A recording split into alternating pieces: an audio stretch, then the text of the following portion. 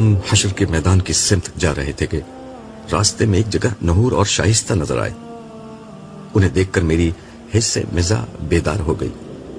میں نے صالح سے کہا آؤ ذرا چلتے چلتے انہیں تنگ کرتے جائیں.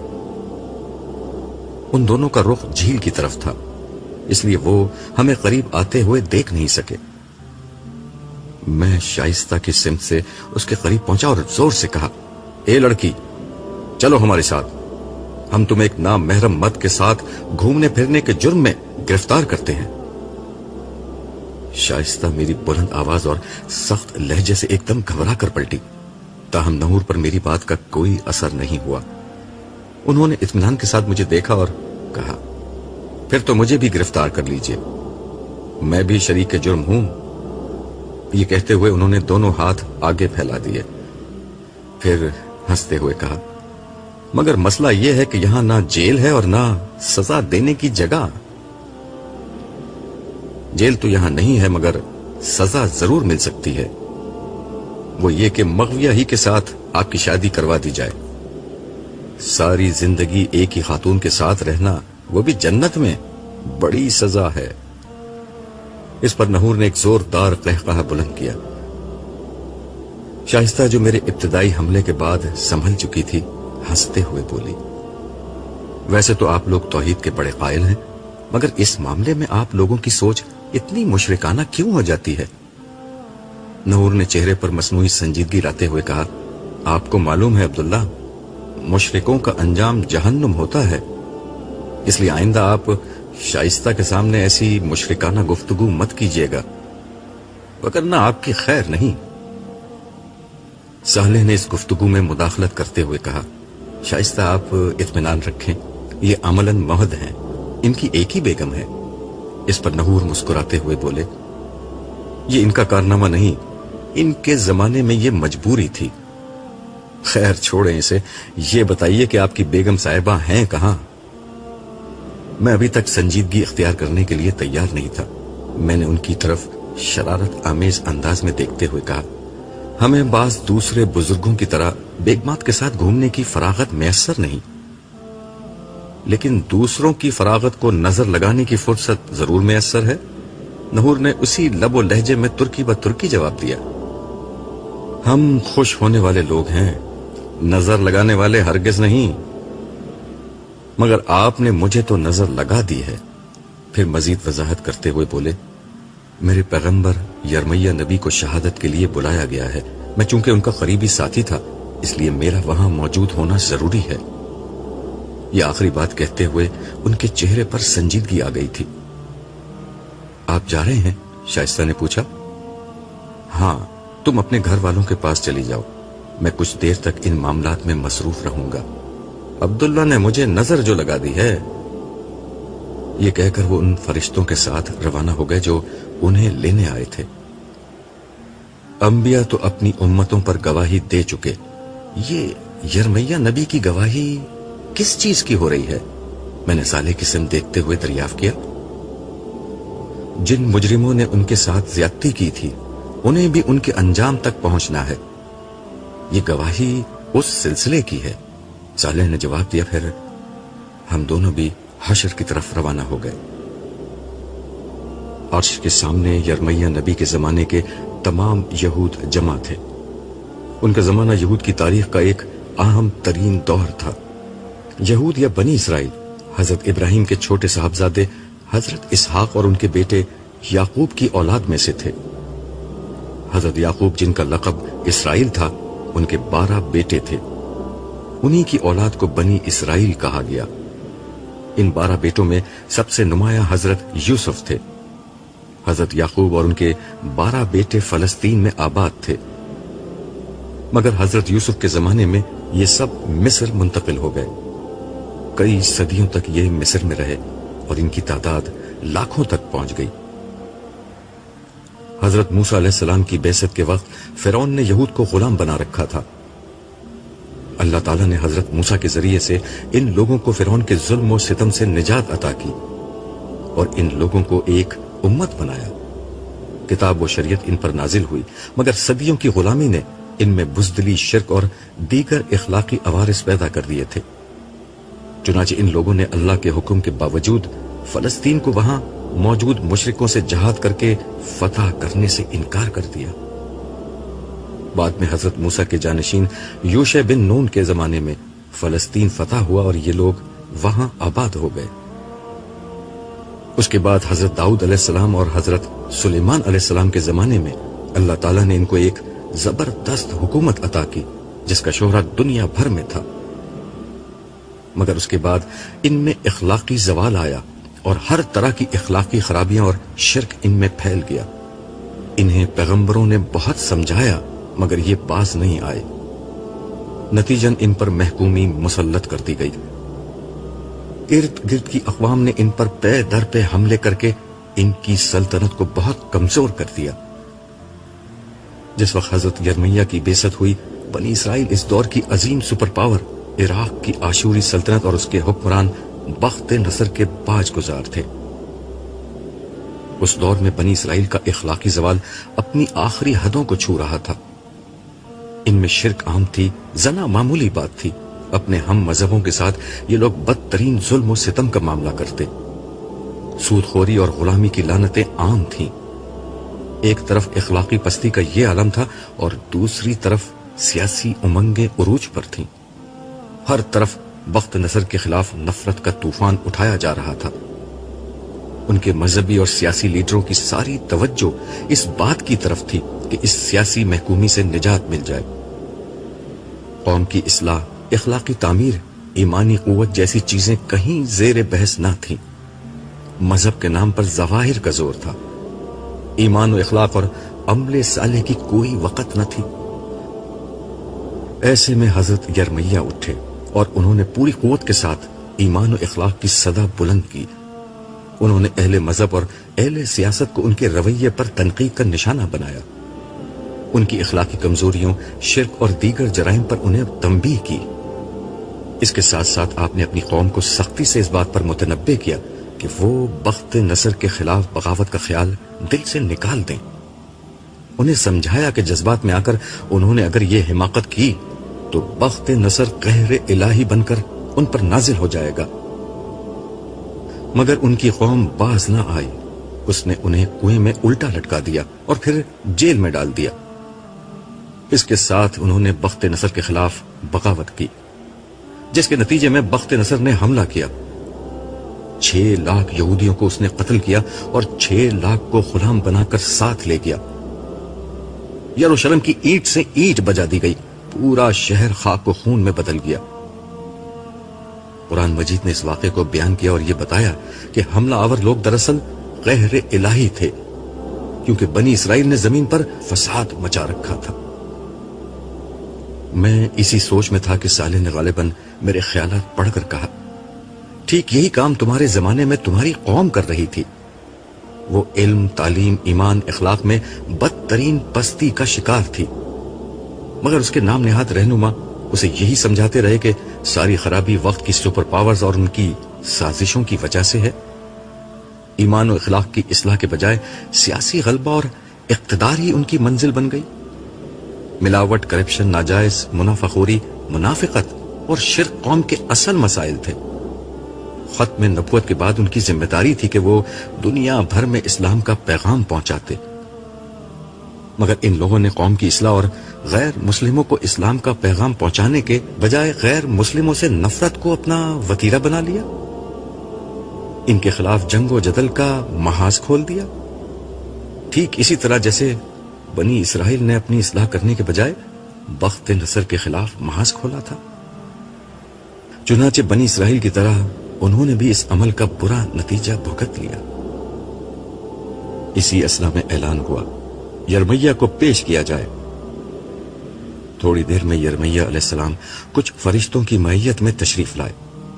वो अर्श के सामने खड़े हो गए, मगर उन्होंने कुछ कहा नहीं। साले ने कहा, अल्लाह ताला अपने नबी का मुकदमा खुद पेश करेंगे। साले ने ये अल्फाज कहे ही थे कि आसमान पर एक फिल्म सी चलने लगी और तमाम निगाहें उन मनाजिर को देखने के लिए ऊपर की तरफ उठ गईं। ये एक अजीम तबाही का मंजर था। हर तरफ आग भड़क रही थी, शोलों का रक्स जारी था। جلتے ہوئے مکانات اور املاک سے اٹھنے والے سیاہ بادل آسمان کی بلندیوں کو چھو رہے تھے.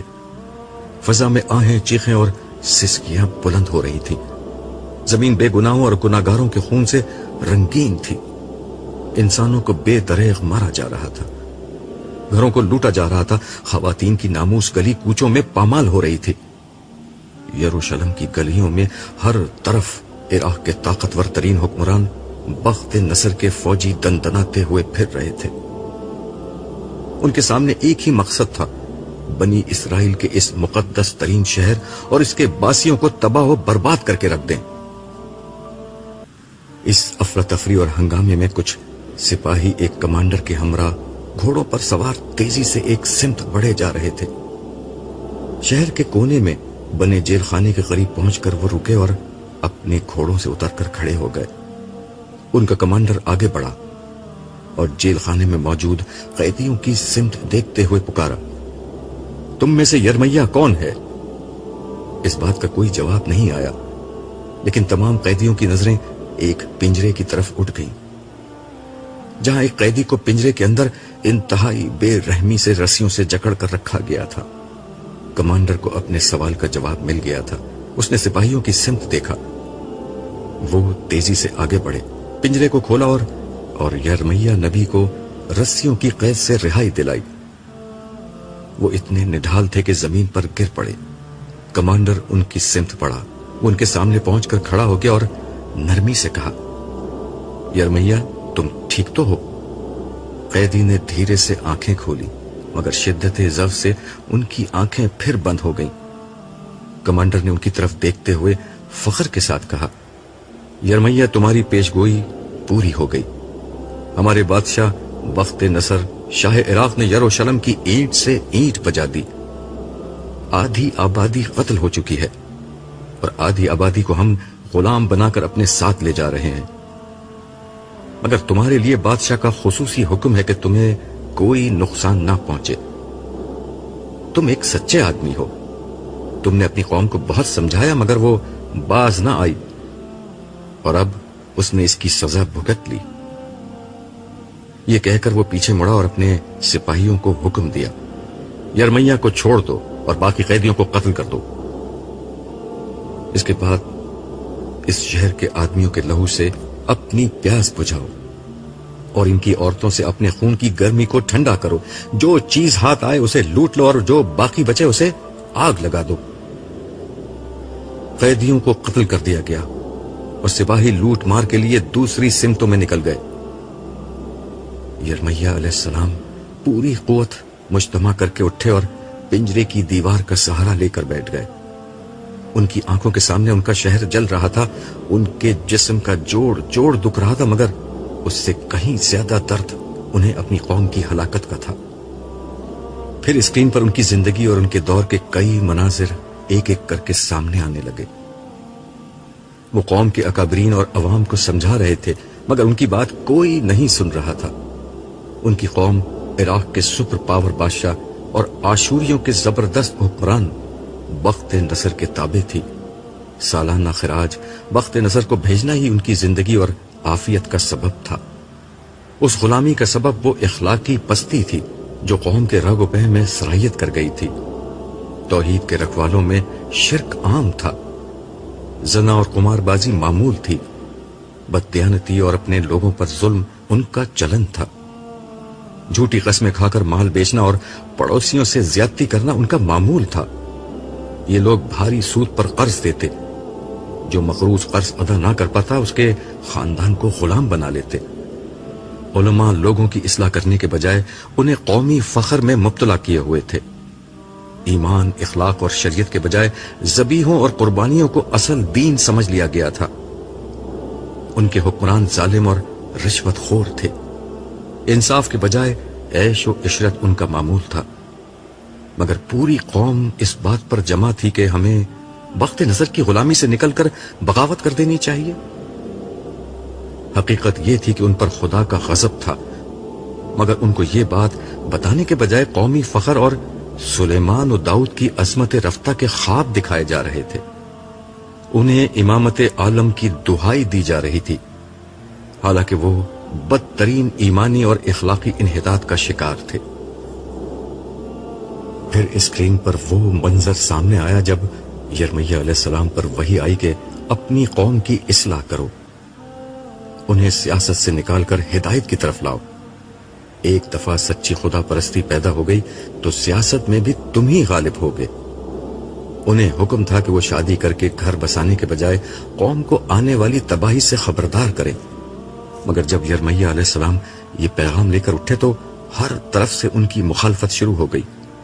خدا کے اس نبی نے اپنے زمانے کے عوام و خاص، اہل مذہب اور اہل سیاست سب کو پکارا، مگر گنتی کے چند لوگوں کے سوا کسی نے ان کی بات نہ سنی۔ ان کی دعوت بالکل سادہ تھی، بخت نظر سے ٹکرانے کے بجائے اپنے ایمان و اخلاق کی اصلاح کرو۔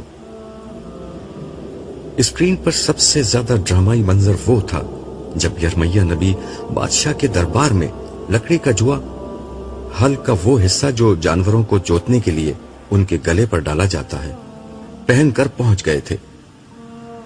یہ ان لوگوں کو سمجھانے کی آخری کوشش تھی کہ اس وقت تم پر لکڑی کا جوا ڈلا ہوا ہے، اسے توڑنے کی کوشش کرو گے تو لوہے کے جوے میں جکڑ دیے جاؤ گے۔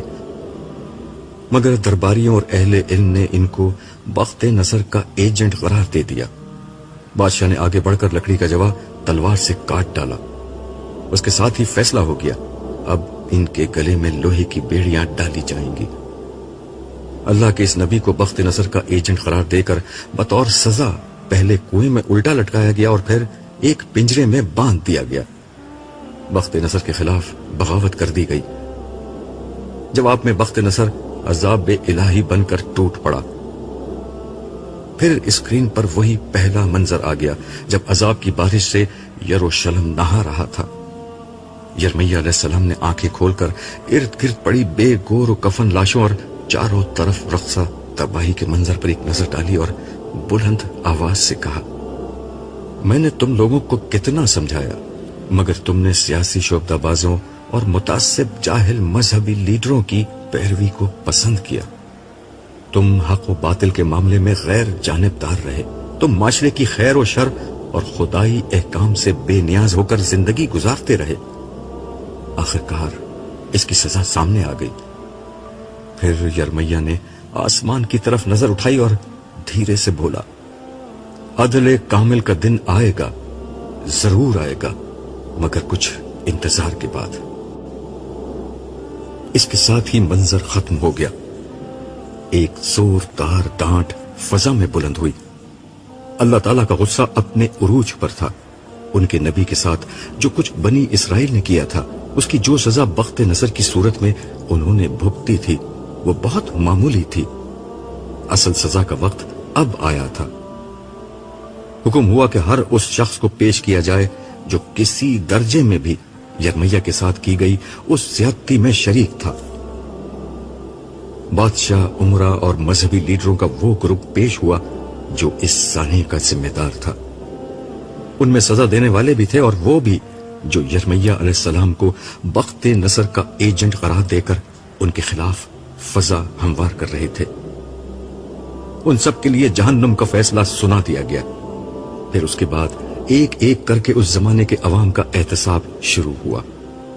نبی کے مجرموں کا احتساب جس طرح ہونا چاہیے تھا ویسے ہی ہوا، اور ہر مجرم کے لیے بدترین سزا کا فیصلہ ہو گیا۔ میں اس دفعہ حشر میں دیر تک کھڑا رہا اور لوگوں کا حساب کتاب دیکھتا رہا۔ سچی بات یہ ہے کہ اس سے قبل میں نے چند ہی لوگوں کا حساب کتاب دیکھا تھا، مگر اب اندازہ ہو رہا تھا کہ اللہ تعالیٰ انتہائی مکمل اور جامع حساب کر رہے ہیں۔ ہر شخص کے حالات، اس کے ماحول اور اس کی تربیت اور پرورش کے نتیجے میں بننے والی نفسیات کی روشنی میں اس کے اعمال کا جائزہ لیا جا رہا تھا۔ لوگوں نے رائی کے دانے کے برابر بھی عمل کیا تو وہ ان کی کتاب اعمال میں موجود تھا۔ ان کی نیت، محرکات اور اعمال، ہر چیز کو پرکھا جا رہا تھا۔ فرشتوں کا ریکارڈ، دیگر انسان اور در و دیوار، اور سب سے بڑھ کر انسان کے اپنے اعضاء گواہی میں پیش ہو رہے تھے۔ ان سب کی روشنی ہی میں کسی شخص کے ابدی مستقبل کا فیصلہ سنایا جاتا۔ یوں इंसान पर राई के दाने के बराबर भी जुल्म नहीं हो रहा था। जिसको मुआफ करने की जरा भी गुंजाइश होती उसे मुआफ कर दिया जाता। अल्लाह ताला के अदले कामिल और रहमत कामिल का ऐसा ज़हूर था कि अल्फाज इसे बयान करने से कासिर है। मैं इसी हाल में था कि सालेह ने मेरे कान में सरगोशी की। नाइमा बड़ी शिद्दत से तुम्हें ढूंढ रही है। खैरियत?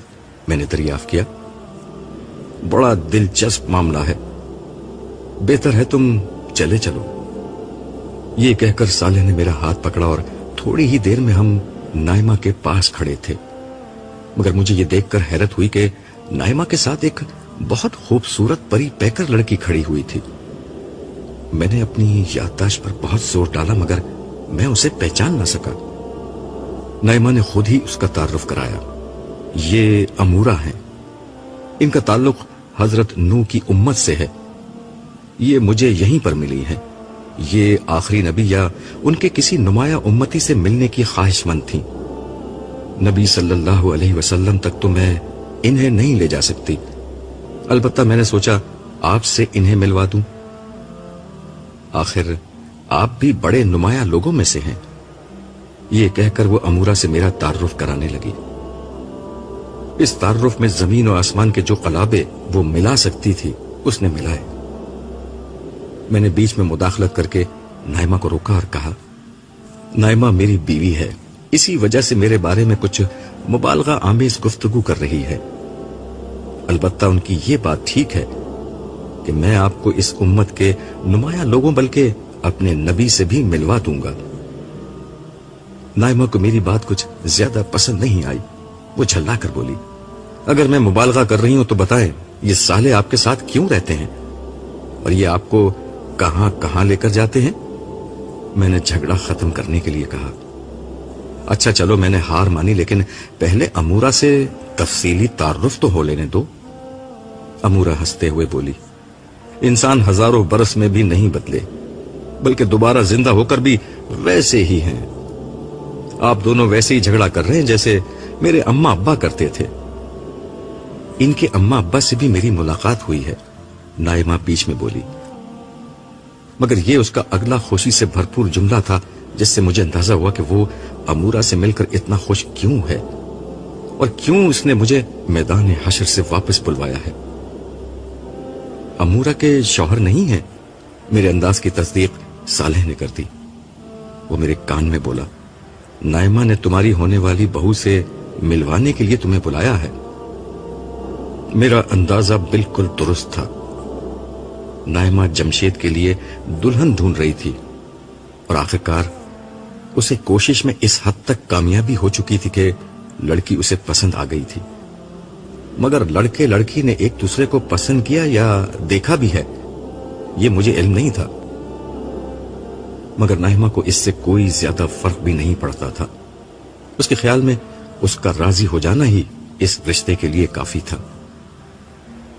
मैंने दरियाफ्त किया, अमूरा आपके शौहर कहां हैं? अमूरा ने शर्मा कर कहा, दुनिया में सिर्फ 15 साल की उम्र में मेरा इंतकाल हो गया था। मैं बचपन ही से बहुत बीमार रहती थी। अल्लाह ताला की रहमत ने उसका ये बदला दिया कि बगैर किसी हिसाब किताब के शुरू ही में मेरे लिए जन्नत का फैसला हो गया और बाकी फैसले तुम्हारी होने वाली सास कर रही हैं, मैंने दिल ही दिल में सोचा। सालेह के चेहरे पर भी मुस्कुराहट आ गई। फिर अमूरा बोली, मुझे आप लोगों से मिलकर बहुत खुशी हुई है। जन्नत में भी हम मिलते रहा करेंगे। अच्छा अब मैं चलती हूं, मेरे अम्मा अब्बा मुझे ढूंढ रहे होंगे। नाइमा भी उसके साथ जाने के लिए मुड़ी तो मैंने कहा, ठहरो मुझे तुमसे कुछ काम है। नाइमा ने अमूरा से कहा, तुम वहीं रुको जहां हम मिले थे, मैं अभी आती हूं। मैंने मजाक में नाइमा से कहा, अमूरा से उसका मोबाइल नंबर ले लो, इस रश में कहां ढूंढती फिरोगी। ये मोबाइल क्या होता है? अमूरा ने कदरे हैरानी से पूछा। ये एक ऐसी बला का नाम है जिसके बाद तुम नाइमा से बच नहीं सकती, मैंने जवाब दिया। सालेह ने बीच में दखल देते हुए कहा, मेरा ख्याल है कि अमूरा अपनी मंजिल तक पहुंच नहीं सकेगी, मैं इसे पहुंचा कर आता हूं। امورا اور صالح کے جانے کے بعد میں نائمہ کو لے کر حوض کے کنارے ایک جگہ بیٹھ گیا. میں نے اس سے کہا, تمہیں معلوم ہے تم کیا کر رہی ہو؟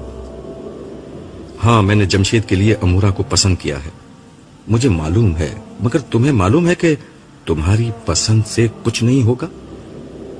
مجھے معلوم ہے, مگر پچھلی دنیا میں ہما کے تجربے کے بعد اب جمشید میرے سامنے کچھ نہیں بول سکتا, اور امورا کے والدین سے میں بات کر چکی ہوں. یعنی متعلقہ فریقوں, لڑکا اور لڑکی دونوں کے علم میں یہ بات نہیں ہے, نہ ان کی مرضی لی گئی, اور سب کچھ تم نے طے کر دیا. نائمہ, یہ دنیا نہیں ہے.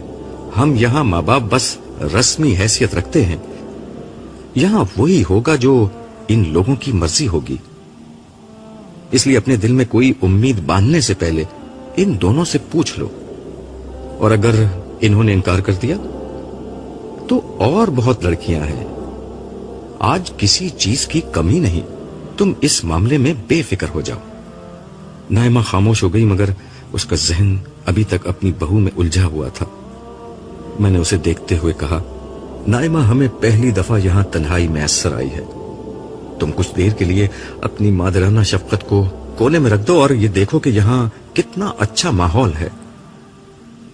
پھر میں نے اس سے کہا, تمہیں یاد ہے نائمہ, ہم نے کتنے مشکل وقت ساتھ ساتھ دیکھے تھے. خدا کا پیغام اس کے بندوں تک پہنچانے کے لیے میں نے اپنی زندگی لگا دی. اپنا کیریئر, اپنی جوانی, اپنا ہر سانس اسی کام کے لیے وقف کر دیا.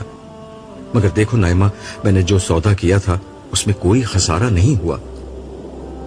میں تم سے دنیا میں کہا کرتا تھا نا کہ جو خدا کے ساتھ سودا کرتا ہے وہ کبھی گھاٹا نہیں اٹھاتا. دیکھو, ہم ہر خسارے سے بچ گئے.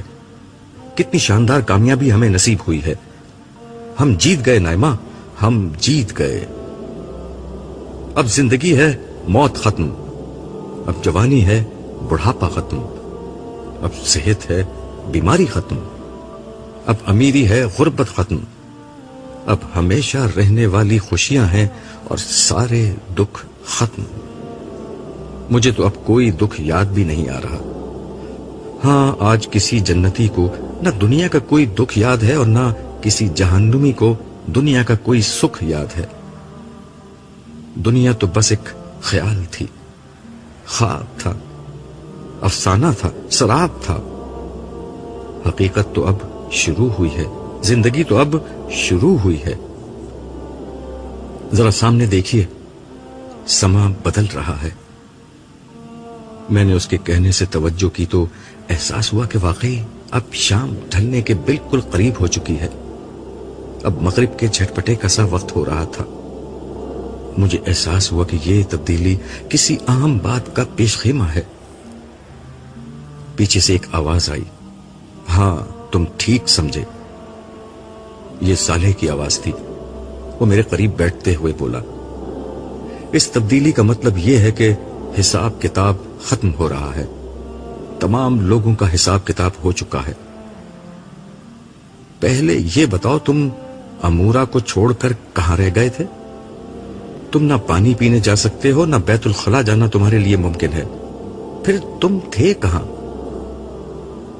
میں امسائل کے ساتھ تھا. اس کے ساتھ ہی امسائل پیچھے سے نکل کر سلام کرتا ہوا سامنے آ کر کھڑا ہو گیا. یہ میرے الٹے ہاتھ کا فرشتہ تھا. میں نے سلام کا جواب دیا اور ہنستے ہوئے صالح سے دریافت کیا, ان کی وجہ نزول؟ حساب کتاب ختم ہو چکا, اب تمہیں پیش ہونا ہے. ہم دونوں مل کر تمہیں اللہ تعالیٰ کے حضور پیش کریں گے. پیشی کا سن کر مجھے پہلی دفعہ گھبراہٹ ہوئی. میں نے گھبرا کر سوال کیا, حساب اتنی جلدی کیسے ختم ہو گیا؟ میں تمہیں پہلے بتا چکا ہوں کہ یہاں وقت بہت تیزی سے گزر رہا ہے اور حشر میں وقت بہت آہستہ. اس لیے جتنا عرصہ تم یہاں رہے ہو اتنے عرصے میں وہاں حساب کتاب ختم ہو چکا. وہاں میرے پیچھے کیا ہوا تھا؟ تمام امتوں کا جب عمومی حساب کتاب ہو گیا تو میدان حشر میں صرف وہ لوگ رہ گئے جو ایمان والے تھے, مگر ان کے گناہوں کی کثرت کی بنا پر انہیں روک لیا گیا تھا. آخرکار حضور کی درخواست پر ان کا بھی حساب ہو گیا. اب آخر میں سارے انبیاء اور شہداء پیش ہوں گے۔ کیا شہید وہ لوگ ہیں جو اللہ کی راہ میں قتل ہوئے؟ نائمہ نے صالح سے سوال کیا۔ نہیں، یہ وہ شہداء نہیں، وہ بھی بڑے اعلیٰ اجر کے حقدار ہوئے ہیں، مگر یہ شہداء حق کی گواہی دینے والے لوگ ہیں، یعنی انہوں نے انسانیت پر اللہ کے دین کی گواہی کے لیے اپنی زندگی وقف کر دی تھی۔ یہی وہ لوگ ہیں جنہوں نے انبیاء کے بعد ان کی دعوت کو آگے پہنچایا۔ کیا ان کا بھی حساب ہوگا؟ میں نے سوال کیا، کیونکہ مجھ پر حساب کے تصور سے گھبراہٹ طاری تھی۔ نہیں، بس بارگاہ ربوبیت میں ان کی پیشی ہوگی اور ان کی نجات کا اعلان ہوگا۔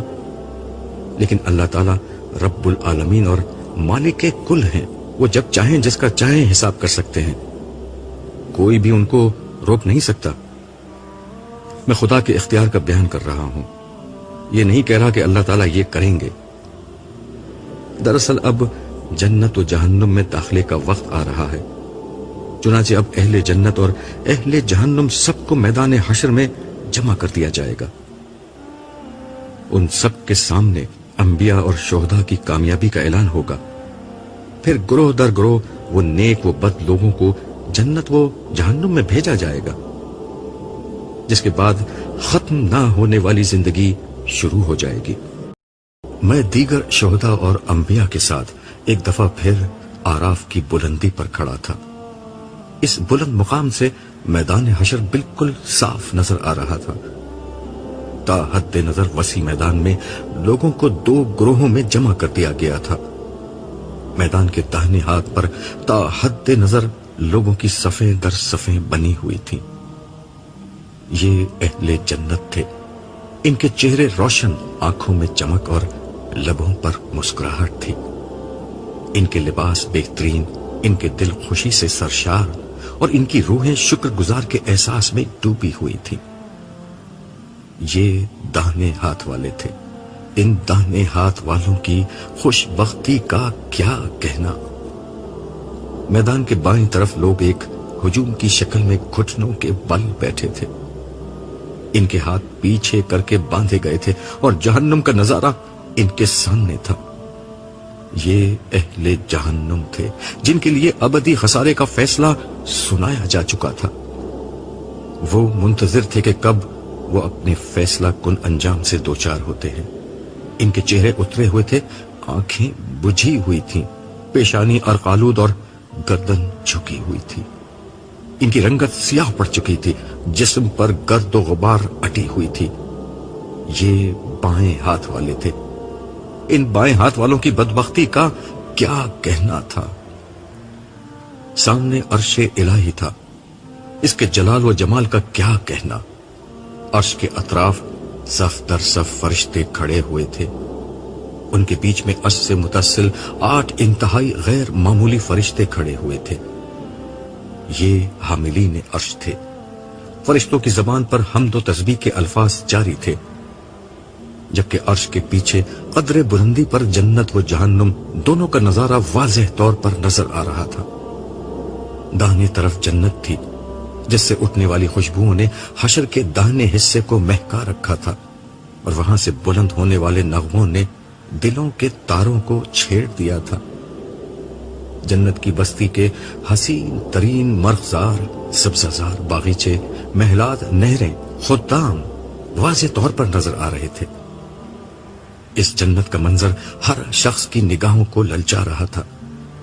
اہل جنت اپنی خوش نصیبی پر رش کرتے اس جنت کی آرزو دل میں لیے ایک دوسرے کے ساتھ خوش گپیاں کر رہے تھے۔ دوسری طرف جہنم کا انتہائی بھیانک نظارہ عرش کے الٹی طرف نمایاں تھا۔ آگ کے شعلے سانپ کی زبان کی طرح بار بار لپک رہے تھے۔ جہنم میں دیے جانے والے مختلف قسم کے عذابوں کا نظارہ دلوں کو ہلا رہا تھا۔ بدبو، غلاظت، آگ، زہریلے حشرات، وحشی جانور، کڑوے کسیلے پھل، کانٹے دار جھاڑ جھنکار پیپ اور لہو کا کھانا، کھولتا ہوا پانی، ابلتے ہوئے تیل کی تلچھٹ، ان جیسے ان گنت عذاب اور سب سے بڑھ کر انتہائی بدہیبت اور خوفناک فرشتے جو ہاتھوں میں کوڑے، زنجیر توق اور ہتھوڑے لے کر اہل جہنم کا استقبال کرنے کے لیے موجود تھے۔ اہل جہنم کی بدحالی پہلے ہی کچھ کم نہ تھی کہ اب جہنم کو انہوں نے آنکھوں سے دیکھ لیا تھا۔ اس منظر نے ان کی ہمت کو آخری درجے میں توڑ ڈالا تھا۔ وہ وحشت زدہ نظروں سے یہ منظر دیکھ رہے تھے۔ ان میں سے ہر شخص کی سب سے بڑی خواہش یہ تھی کہ کسی طرح ان کی موت کا فیصلہ سنا دیا جائے، مگر افسوس کہ جہنم میں ہر عذاب تھا سوائے موت کے، کیونکہ اہل جہنم کے لیے موت سب سے بڑی راحت تھی، لیکن جہنم مقام عذاب تھا، مقام راحت نہیں۔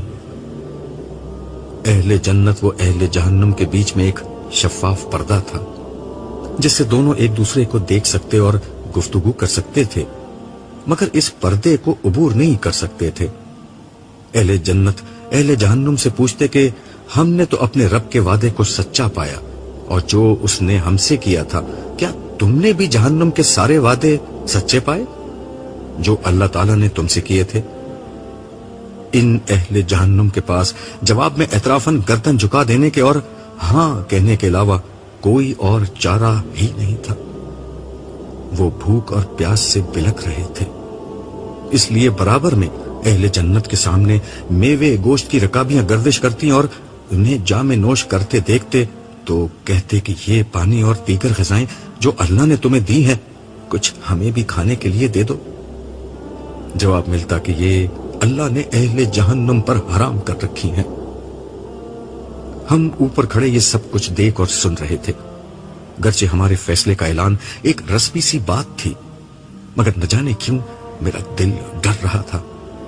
میں اللہ تعالیٰ سے اس کی رحمت اور درگزر کا سوال کر رہا تھا۔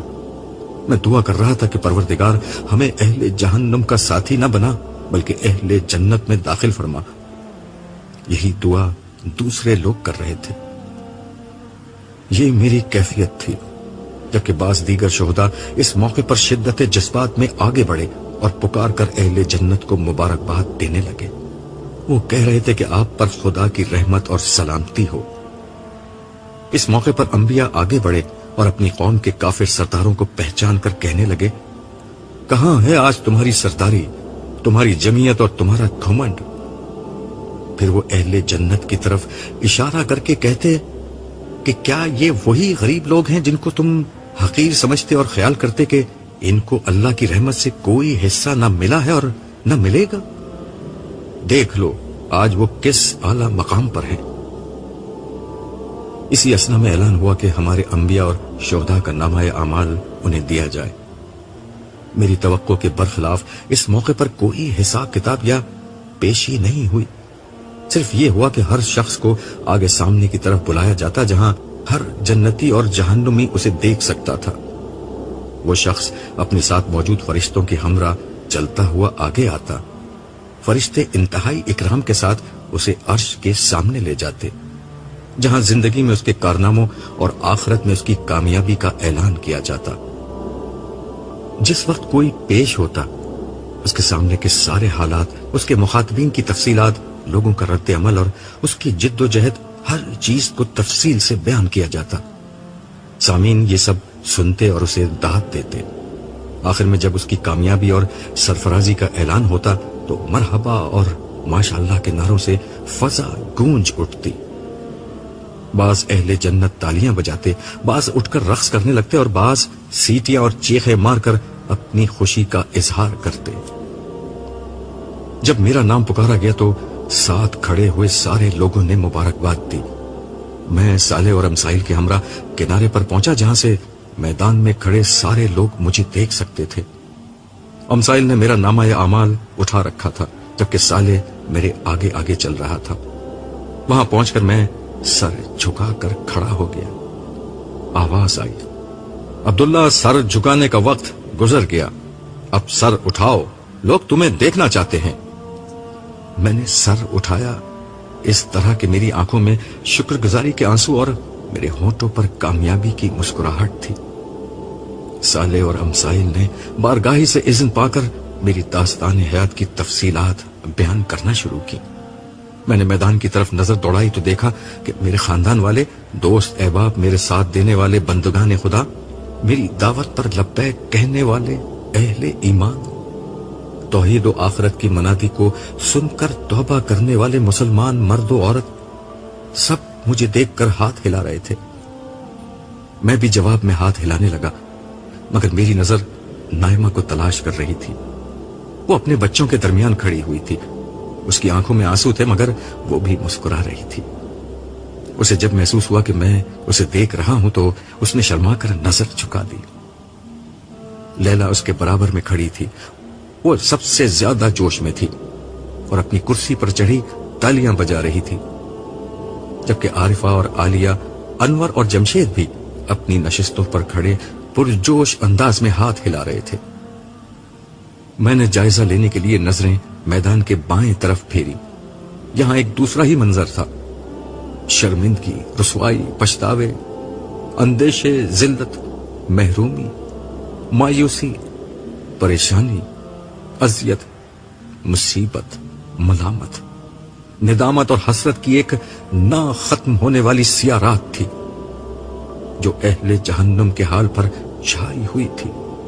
अगर आसमान में गोयाई की ताकत होती तो वह आखिरत में नाकाम हो जाने वालों की बदबख्ती पर मरसिया कहता। अगर जमीन में बयान की कुव्वत होती तो वह अहले जहन्नुम के हाल पर नोहा पड़ती। अगर अल्फाज की जबान होती तो वो पुकार उठते कि वो उल्टे हाथ वालों की बदबख्ती के इजहार से खुद को आजिज पाते हैं। मेरा दिल चाहा कि मैं किसी तरह वक्त का पहिया उल्टा घुमाकर पुरानी दुनिया में लौट जाऊं और ये मंजर दुनिया वालों को दिखा सकूं।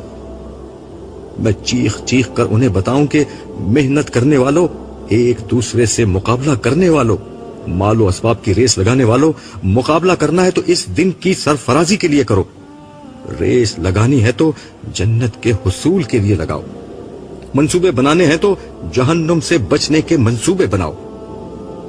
प्लॉट, दुकान, मकान, बंगले, स्टेटस, कैरियर, गाड़ी, जेवर और लिबास से फाखरा में एक दूसरे को पीछे छोड़ने वालों, दुनिया के मिलने पर हंसने और उसकी महरूमी पर रोने वालों, हंसना है तो जन्नत की उम्मीद पर हंसो और रोना है तो जहन्नुम के अंदेशे पर रोया करो। मरना है तो इस दिन के लिए मरो, जब जिंदगी शुरू होगी कभी ना खत्म होने के लिए। मेरी आंखों से बहने वाले आंसुओं की लड़ी और तेज हो गई। इस दफा ये आंसू खुशी के नहीं थे, इस एहसास के साथ कि शायद मैं थोड़ी सी मेहनत और करता तो मजीद लोगों तक मेरी बात पहुंच जाती और कितने ही लोग जहन्नुम में जाने से बच जाते। मेरे दिल में तड़प कर एहसास बहता हुआ, काश एक मौका और मिल जाए, काश किसी तरह गुजरा हुआ वक्त फिर लौट आए, ताकि मैं एक एक शख्स को झंझोड़ कर इस दिन के बारे में खबरदार कर सकूं। मेरे दिल की गहराइयों से तड़प कर एक आह निकली। मैंने बड़ी बेबसी से नजर उठाकर आश की तरफ देखा। वहां हमेशा की तरह रुखे अनवर पर जलाल का पर्दा था। हुस्ने बेपरवा की अदाए बेनियाजी थी और जमाल व कमाल की रिदा शान व जुलजलाल के शानाए अक़दस पर पड़ी थी। मुझ बंदाए आजिज की नजर ज़ाते क़दीमुल एहसान की क़बाए सिफात में पोशीदा उन कदमों पर आकर ठहर गई जहां से मैं कभी नामुराद नहीं लौटा था। इस हकीर फकीर बंदे पर तफसीर की सारी पहुंच इन्हीं कदमों तक थी। कुल जहां से बेनियाज शहंशाह जुलजलाल के लिए इस बात की कोई अहमियत थी तब भी, और इसकी कोई अहमियत नहीं थी तब भी। यही मेरा कुल असासा था, यही मेरी कुल पहुंच थी। दिल को कुछ करार हुआ तो मेरी नजर दोबारा अहले जहन्नुम की तरफ फिर गई। इनमें से बहुत से लोग ऐसे थे जिन्हें मैं जानता था। इनकी तादाद बहुत ज्यादा थी। ये आपस में घुस-पल कर तंगी में दो जानों गुलामाना बैठे हुए थे। ये लोग नजर नहीं मिला रहे थे, बल्कि बहुत सो ने तो पीठ फेर ली थी। इसलिए मैं अपने जानने वाले ज्यादा लोगों को वहां नहीं देख सका, लेकिन उनको देखकर इस नेमत का एहसास हुआ कि किस तरह अल्लाह ताला ने मुझे अपने फजल करम से इस बुरे अंजाम से बचा लिया। मुझे महसूस हुआ कि जन्नत की अनगिनत नेमतों में से दो सबसे बड़ी नेमतें शायद ये हैं कि इंसान को जहन्नुम से बचा लिया जाएगा और दूसरा उसे बड़ी इज्जत के साथ जन्नत में ले जाया जाएगा। ज्यादा देर न गुजरी थी कि एक एक करके आराफ पर खड़े सारे लोग निमट गए। अब फैसला सुनाने के लिए कुछ भी नहीं रहा था, मगर शायद अभी कुछ होना बाकी था। सब अपनी जगह खड़े थे कि मैदान हशर में एक जानवर को लाया गया। ये जानवर बहुत मोटा ताजा था, जिसके गले में रस्सी पड़ी हुई थी और फरिश्ते उसे खींचते हुए अर्श के सामने ले जा रहे थे। सालेह ने मेरे कान में सरगोशी करते हुए कहा, ये मौत है जिसके खात्मे के लिए इसे लाया गया है। अर्श से ऐलान हुआ कि आज मौत को मौत दी जा रही है। अब किसी जन्नती को मौत आएगी ना किसी जहन्नमी को। इसके साथ ही फरिश्तों ने इस जानवर को लिटाया और उसे ज़िबा कर दिया। अहले जन्नत ने अल्लाह ताला की हम्द व सना के साथ इस बात का खैर मकदम किया, जबकि अहले जहन्नुम में सफ़े मातम बिछ गई। उनके दिल में उम्मीद की कोई शमा अगर रोशन थी तो वो भी मौत की मौत के साथ अपनी मौत आप मर गई। अर्श से सदा आई कि अहले जहन्नुम को गुरोह दर गुरोह उनके अंजाम तक पहुंचाया जाए। फरिश्ते तेजी के साथ हरकत में आ गए। हशर के बाएं किनारे पर एक जबरदस्त हलचल मच गई। चीखो पुकार और आह फुका के दरमियान फरिश्ते पकड़ पकड़ कर मुजरिमों और नाफरमानों का एक जत्था बनाते और उन्हें जहन्नुम की सिमत हाँक देते। हर गुरोह जहन्नुम के दरवाजे पर पहुंचता, जहां जहन्नुम के दरोगा मालिक उनका इस्तकबाल करते और उनके आमाल के मुताबिक जहन्नुम के 7 दरवाजों में से किसी एक दरवाजे को खोलकर उन्हें इसमें दाखिल कर देते। इस दौरान में वक्फे वक्फे से अर्श की सिमत से जहन्नुम को मुखातिब करके पूछा जाता, क्या तू भर गई? वो गजबनाक आवाज में अर्ज करती, परवरदिगार, क्या और लोग भी हैं? उन्हें भी भेज दीजिए। ये सुनकर हशर में एक आह बुका बुलंद हो जाती। रह जाने वाले मुजरिमों पर फरिश्ते दोबारा झपट पड़ते और उन्हें उनकी आखिरी मंजिल तक पहुंचा देते। यूं थोड़ी ही देर में सारे मुजरिम अपने अंजाम तक जा पहुंचे।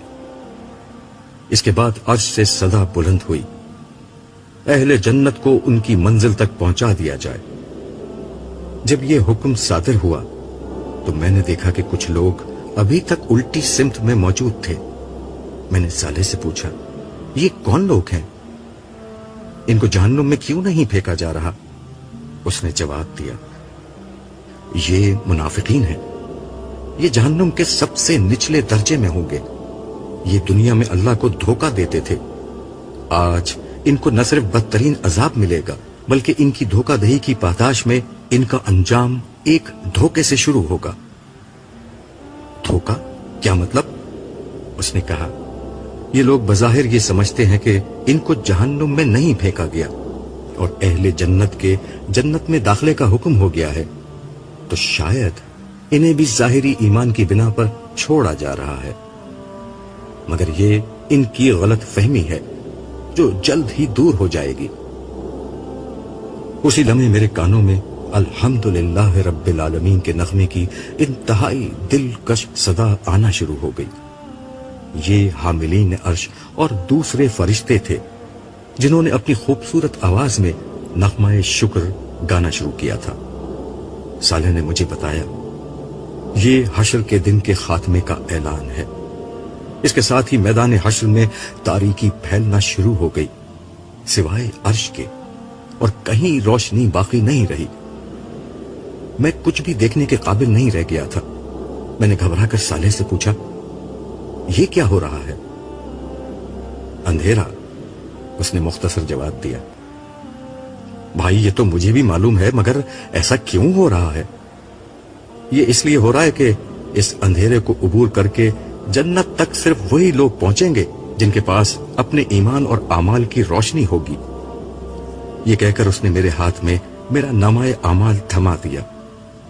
इसमें एक अजीब सी रोशनी थी जिसकी बिना पर मेरी आंखें दोबारा रोशन हो गई और मैं اندھیرے میں واضح طور پر دیکھنے کے قابل ہو گیا۔ ہر شخص کو اس کا نامہ اعمال دے دیا گیا ہے، اور یہی نامہ اعمال اب میدان حشر کی سیاہ رات میں روشنی بن چکا ہے۔ اب سوائے منافقین کے ہر شخص کے پاس روشنی ہے۔ صالح نے میری معلومات میں اضافہ کرتے ہوئے بتایا۔ اب کیا ہوگا؟ میں نے دریافت کیا۔ اب یہاں سے ہم لوگ نیچے جائیں گے۔ تمام امتیں اپنے انبیاء کی قیادت میں جنت کی طرف روانہ ہوں گی۔ جنت کا راستہ کس طرف ہے؟ میں نے سوال کیا۔ عرش کے بالکل قریب ہے۔ عرش کے پیچھے دانے ہاتھ کی سمت جہاں آسمان پر جنت کا نظارہ نظر آ رہا تھا، وہیں سے جنت کا راستہ ہے، مگر یہ راستہ جہنم کی کھائی کے اوپر سے گزرتا ہے، جہاں ہر سمت اندھیرا ہے۔